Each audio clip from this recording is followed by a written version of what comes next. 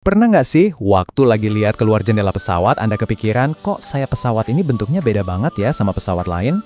Nah, hari ini kita bakal bongkar misteri di balik bentuk-bentuk sayap pesawat itu. Oke, kita langsung aja ke intinya ya. Coba lihat deh, di satu sisi kita punya glider, sayapnya panjang, kurus gitu.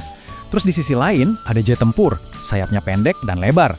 Dua-duanya bisa terbang, tapi desainnya beda jauh. Kenapa bisa gitu? Jadi, kita bakal cari tahu kenapa satu desain sayap itu dibuat panjang dan ramping, yang pas banget buat meluncur santai, sementara yang satunya lagi pendek dan kekar, yang emang diciptain buat ngebut.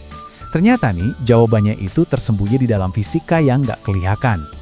Nah, buat mecahin misteri ini, kita harus cari petunjuk dulu. Kita mulai dari sesuatu yang mungkin sering Anda lihat, tapi mungkin belum benar-benar paham artinya. Mungkin Anda ngira jejak uap ini cuma buat gaya-gayaan di pertunjukan udara kan? Salah besar!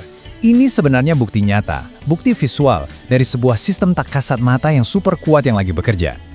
Jejak yang muter-muter ini namanya vortex ujung sayap. Nah, kok bisa kelihatan?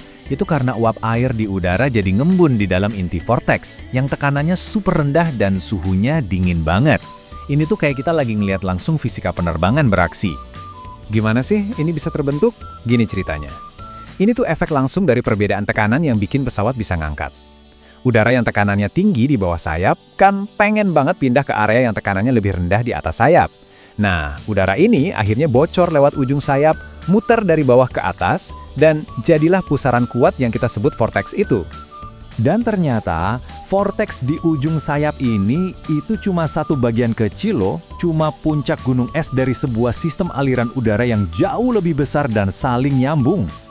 Kunci buat ngerti sistem ini datang dari seorang insinyur jenius lebih dari seabad yang lalu, namanya F.W. Lanchester. Dia mikir gini, di alam ini pusaran udara atau vortex itu nggak bisa tiba-tiba muncul terus hilang gitu aja. Nggak bisa. Dia harus jadi bagian dari sebuah cincin yang tertutup, kayak cincin asap gitu. Oke, langkah pertama. Coba bayangin sayap itu sendiri sebagai satu pusaran raksasa yang nempel di pesawat. Ini yang kita sebut vortex terikat sayap. Jadi, sayapnya itu sendiri adalah sebuah vortex. Nah, vortex yang nempel di sayap ini kan nggak bisa berhenti gitu aja di ujung. Dia harus lanjut kemana kan? Jadi pas nyampe di ujung sayap, dia belok ke belakang. Dan inilah yang jadi vortex jejak yang kita lihat tadi. Dan ini dia bagian terakhir dari teka-tekinya, vortex awal. Vortex ini sebenarnya terbentuk dan ditinggal di landasan pacu pas pesawat baru mau lepas landas. Nah, si vortex awal inilah yang akhirnya nyambungin semuanya melengkapi satu lingkaran vortex raksasa yang tertutup. Oke, sekarang kita udah paham kan sistemnya. Tapi, cincin vortex yang super kuat ini punya konsekuensi. Ada harga yang harus dibayar. Vortex jejak yang muter-muter di belakang itu narik udara di sekitarnya ke bawah. Fenomena ini namanya downwash. Dan ini penting banget karena downwash ini mengubah seluruh arah aliran udara di sekitar sayap. Coba bayangin, di dunia yang ideal, di dunia dua dimensi tanpa ujung sayap, gaya angkat atau lift itu bahkan lurus sempurna ke atas. Tegak lurus sama arah terbang pesawat. Sempurna. Tapi di dunia nyata, ya nggak gitu. Gara-gara ada downwash, seluruh aliran udara jadi miring ke bawah. Akibatnya, gaya angkat yang tadinya lurus ke atas jadi ikut miring ke belakang. Nah, komponen yang miring ke belakang inilah yang jadi semacam hambatan atau drag. Kita sebut ini hambatan vortex jejak. Inilah harga yang harus dibayar buat dapat gaya angkat. Nah, ini semua akhirnya membawa kita kembali ke pertanyaan awal kita dan juga ke solusinya. Ternyata cara ngendaliin hambatan ini kuncinya cuma satu, bentuk sayap. Jadi ada satu ukuran kunci di sini, namanya rasio aspek atau aspect ratio. Gampangnya ini cuma perbandingan antara panjang sayap sama lebarnya. Apakah sayap itu panjang dan kurus atau pendek dan lebar? Tabel ini nyambungin semua titiknya. Gini, untuk ngasilin gaya angkat yang sama, sayap yang rasio aspeknya tinggi, yang panjang dan kurus itu, bisa melakuinya dengan vortex terikat yang lebih lemah. Artinya apa? Artinya vortex jejaknya juga jadi lebih lemah.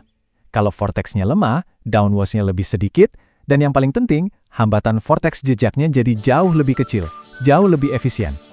Oke, jadi kita simpulkan ya. Intinya gini, setiap sayap itu menciptakan cincin vortex biar bisa terbang. Cincin vortex ini pasti menimbulkan hambatan. Dan bentuk sayap, khususnya rasio aspeknya, itu adalah alat yang dipakai para insinyur buat ngatur hambatan itu sesuai tujuannya. Mau buat efisiensi terbang jauh atau buat kelincahan kecepatan tinggi.